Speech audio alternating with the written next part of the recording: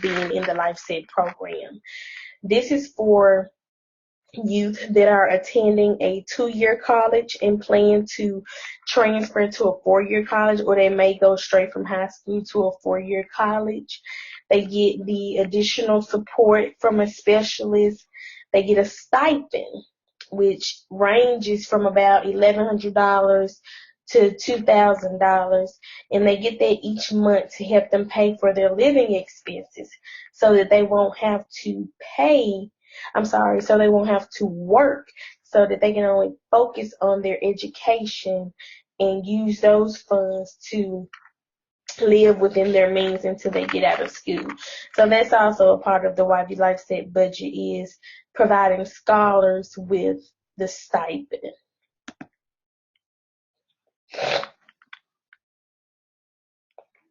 I'm sorry, I skipped the slide.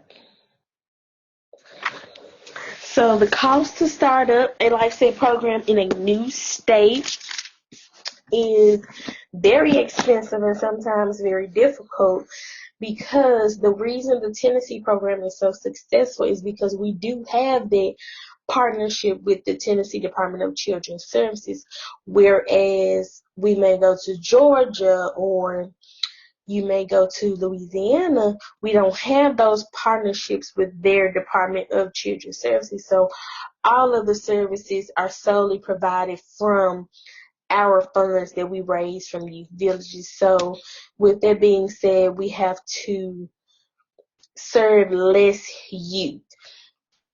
Whereas we may be serving 500 in Tennessee, we may be only served, 50 to 100 in another state that we just started up, because the funding is not there and we're still establishing partnerships within different states.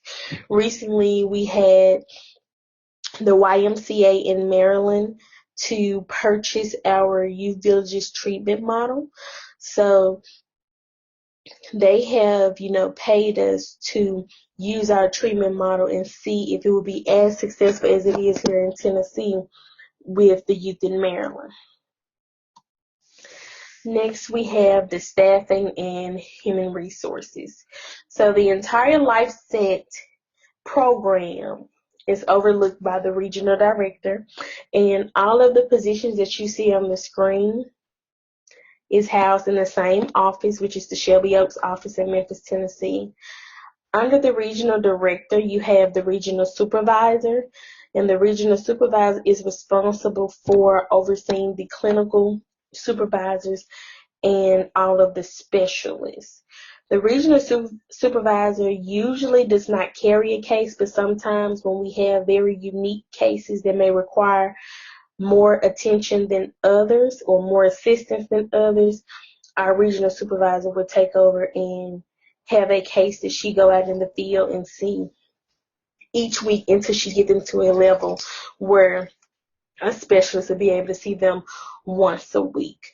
Under the regional supervisor, we have the 4 clinical supervisors, an educational vocational coordinator, and an assessor. The clinical supervisors are responsible for overseeing the specialists. Specialists range from about 4 to 5 on each team, and mainly their job is to oversee documentation, and they also provide supervision.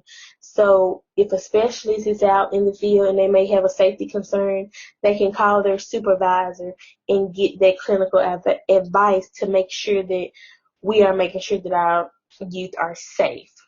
They also check documentation and approve documentation to make sure that it is precise and accurate.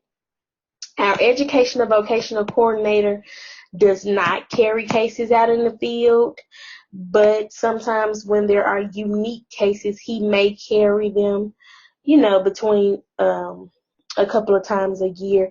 But the main task for the educational coordinator is to build those partnerships with colleges and other institutions for post-secondary education. He also gets a lot of information on the employment fairs that we may have going on in our city. He always sends out a weekly job list that we can email to our youth and notify them of jobs that are available to them and jobs they qualify for. And he's also responsible for building those partnerships with other companies that may be willing to set up an internship so that these youth may have long-term jobs in the future. And then we have the assessor under the regional, directly under the regional supervisor. And the assessor's job is to get those referrals from the Department of Children's Services and assess those youth to see if they will be a good fit for our program. There's usually not a lot of kids that get turned around. We only ask that if they have a mental health diagnosis, that their medication is compliant and they're attending their mental health appointments. Or if we have one that comes from the juvenile justice system, they have to agree not to carry weapons and be in violent situations, because we don't want the specialists to be in any harm or danger when they're meeting them out in the community. And the last level of supervision we have is the specialist. And their job is to go out into the field and do the direct care work with these youth. They actually do the skill building. They actually transport them to their doctor's appointment or their DHS appointment, DCS appointment, Child Protective Services, whatever they may need to do. Those specialists are there to be beside them along the way and to encourage them and motivate them to be the best that they could be. As I said before, the specialists receive 3 levels of supervision while in the LifeSet program. There's the specialist, there's the clinical supervisor, the regional supervisor, and then there's the regional director. Let me go back. I'm sorry. On this, I forgot to mention the clinical consultant. And the clinical consultant is the person that oversees treatment planning. So he's responsible for making sure that we are covering all of our bases, making sure they are safe, making sure that we're addressing their referral behaviors, which may be money management, housing, substance abuse, whatever that may be. He's there to provide that guidance for the specialist. Staffing and human resources. YVLife is a great organization that provides many benefits to its employees. It offers tuition reimbursement, dental, medical benefits to its employees, and there are many discounts that comes with, being a YVLife employee. So I think the human resources does a great job at providing benefits to its employees. The human resources department has had a lot of experience within the company. A lot of them are not hired from the outside. They're hired internally. So they usually start off as a residential counselor or a clinical liaison, or has been a specialist in the LifeSet program, or an intensive in-home worker. So they know the frontline activities that go on day to day with the frontline employees. So when an issue comes up, they know how to look at it from both perspectives. The HR department also conducts frequent surveys to get the perspective of its employees so that they'll know ways to improve. The leadership staff is offered a large amount of training. I mean, we get those trainings weekly for you to sign up for and get additional training to better assist your staff. Leadership is also accessible at the lower level. As you see pictured, there is our CEO, Pat Lawler, and I actually had the honor of meeting him and going to his home. So he's very approachable when it comes to his staff members. Unfortunately, there are some weaknesses within the leadership. leadership is constantly changing because those who are, maybe a specialist or maybe a clinical supervisor are always getting promoted and moved around within the company. So by that happening, it's hard to form a leadership bond. What I mean by that is, for example, the clinical supervisors. There are 5 clinical supervisors. Before they call on the regional supervisor, they can call on each other. But if you don't have the relationship with other supervisors, you're not going to be too eager to call on them and ask them a question.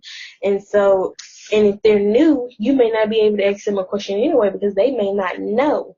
So that's one of the things that leadership can work on. Although it's a good thing to have promotions within the company and have staff to move around into different programs to get different experiences, there should be some type of way to make sure that leaders stay in their role long enough to learn that particular role.